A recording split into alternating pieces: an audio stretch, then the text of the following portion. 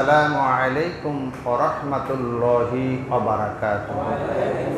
আল্লাহ কারীমের দরবারে লাখো কোটি শুকর যে রব্বুল ইজ্জত ও জালাল আপনাকে আমাকে আজকে পবিত্র জুমায় দুনিয়াবি সকল কাজকর্মগুলো উজাড় করে দিয়ে আল্লাহর মহব্বতে, কোরআনের ভালোবাসায়, রসুলের ভালোবাসার টানে আল্লাহর হুকুম পালনার্থে প্রতি জুমার ন্যায় আজকের জুমায় আপনাকে আমাকে আমাদের সকল গ্রামবাসীকে আসার বসার তৌফিক দিয়েছেন।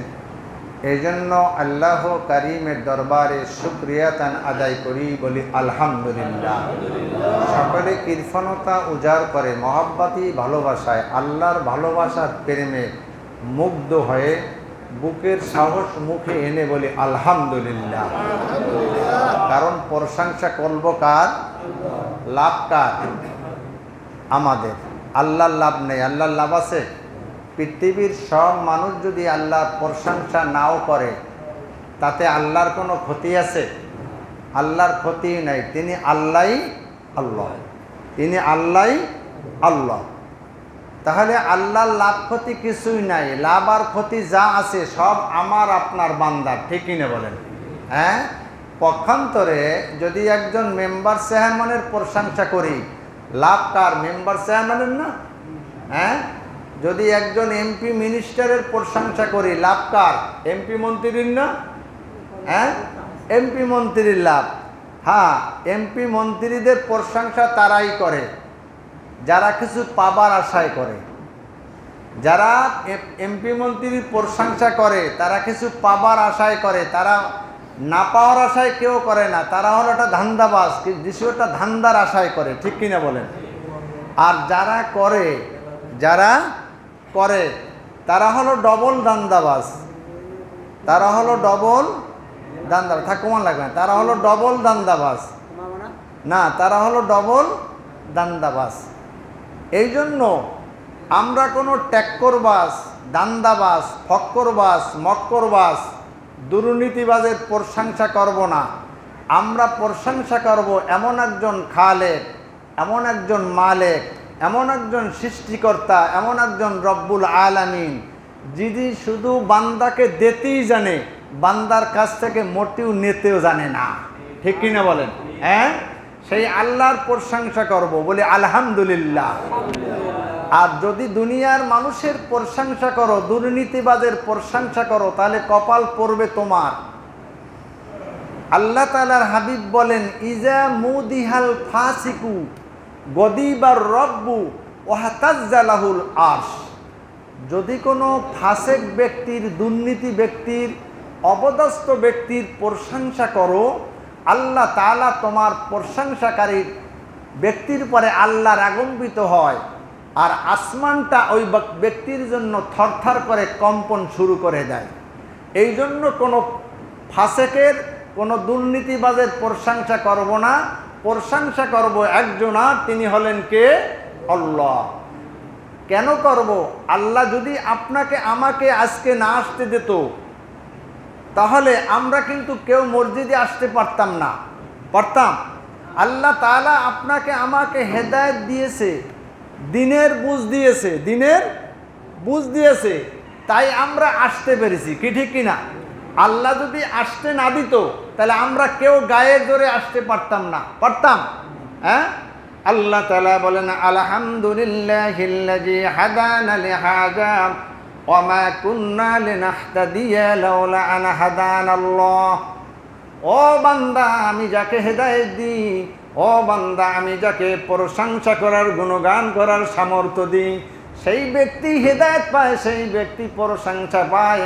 যাকে আমি হেদায়েত দেব না সে কখনো এই ঘরে, এই মজলিসে আসতে পারবে না। পারবে?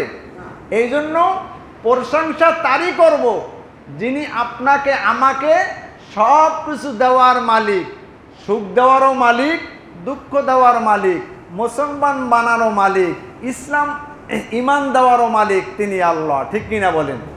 কারণ পৃথিবীতে সুখ দিতে পারে, শান্তি দিতে পারে, আল্লাহ ছাড়া কেউ দিতে পারে না। পারে নাকি? হ্যাঁ, টাকা বলেন, বাড়ি বলেন, জমি বলেন, সম্পদ বলেন, এতে সুখ শান্তি নাই। সুখ শান্তি কেমন আছে আল্লাহ তাআলার বিধান মানার মধ্যে। সুখ শান্তি কেমন আছে আল্লাহ তাআলার কোরআন মানার মধ্যে। কিসের মানার মধ্যে? কোরআন মানার মধ্যে। সুখ শান্তি আছে একমাত্র আল্লাহ রসুলের আদর্শ মানার ভিতরে। এছাড়া টাকা পয়সা ধন সম্পদে সুখ দিতে পারে না। সুখ যদি টাকা পয়সায় ধন সম্পদে সুখ দিত, তাহলে বড় বড় লোকরা দুনিয়ার জগতে লাঞ্ছিত অপমানিত হয়ে জুতা পিঠে খেয়ে মানুষের অপদাত অবস্থাস্ত হয়ে দুনিয়া থেকে বিদায় নিত না। কি ঠিক কিনা? এই জন্য সুখ আছে শান্তি আছে ইসলাম মানার মধ্যে, সুখ আছে শান্তি আছে আল্লাহর বিধান মানার মধ্যে। ঠিক কিনা ঠিক? এই বলেন বুশের সম্পদ আছে, টনি ব্লেয়ারের সম্পদ আছে, অনেক ইহুদি নাসারাদের সম্পদ আছে। তবে জেনে রেখে দেন, যাদের ভিতরে ঈমান নাই সম্পদ আছে তাদের শত্রু বেশি। কি বেশি? শত্রু বেশি। যাদের ঈমান নাই সম্পদ বেশি তাদের শত্রুও বেশি। আর যাদের এলেম আছে সম্পদ নাই তাদের বন্ধু বেশি। ভালো করে বোঝেন, যাদের সম্পদ বেশি টাকা পয়সা বেশি তাদের শত্রু বেশি, আর যাদের এলেম বেশি তাদের বন্ধু বেশি। কথা কি বোঝেন? চরমানার আল্লাহর কুতুবের এলেম বেশি, সারা বাংলাদেশ নাই পৃথিবীর ভিতরে তার বন্ধু সাগিরাদে বেশি। আল্লামা সাইদির এলেম বেশি, তাই পৃথিবীর যুগে তার মহব্বতী বান্দা বেশি ছিল। সরসিনা পীর সাহেবের আল্লাহর কুতুবের এলেম বেশি, তাই তার বন্ধু বেশি। আল্লামা শফি রহমাতুল্লাহ আলাইহির এলেম বেশি, তাই বন্ধু বেশি। এই পৃথিবীর ভিতরে যার এলেম বেশি তার বন্ধু বেশি, যার সম্পদ বেশি তার তত শত্রু বেশি। তুমি যদি হে মুসল্লি কেরাম মুসলমান ভাইরা, তুমি যদি একজন কোটিপতি বান্দাকে জিজ্ঞাসা করো, ও কোটিপতি ভাই তুমি শান্তিতে কেমন আছো? আল্লাহ তাআলা তোমাকে অনেক সম্পদ দিয়েছে, টাকা দিয়েছে, নগদ ক্যাশ দিয়েছে। ডাক দিয়া বলবে, মাথাটা ছাউ করে বলবে, দেখ আমার মাথাটা স্কুলের বাচ্চা হয়ে গেছে। কয় কেন? কয় শুধু টেনশন নকশালের হুমকির ভিতরে রাত্রে ঘুম আসে না, ভালো খাইতে পারি না, শরীরের ভিতরে এখন ডায়াবেটিস নামক রোগ ঢুকে গেছে। খাওয়ার অনেক চাহিদা আছে, খাইতে পারি না। টেবিলে যখন যাই হঠাৎ করে আমার স্ত্রী আমাকে প্রেসক্রিপশন দিয়া দেয়, বলে ইলিশ মাছ তোমার জন্য হারাম, চিংড়ি মাছ খাওয়া যাবে না, গরুর গোশ খাওয়া যাবে না, পুঁই শাক খাওয়া যাবে না। ডাক দিয়া বলে, ও রহিমের মা, তাহলে এই সুন্দর সুন্দর টেবিলে খাবারগুলা খাইবে কারা? কয়ে খাওয়ার লোক সংসারে অনেক আছে, তোমার জন্য এগুনা জায়েজ না, ডাক্তার লিখে দিয়েছে তোমাকে এগুনা খাওয়া যাবে না।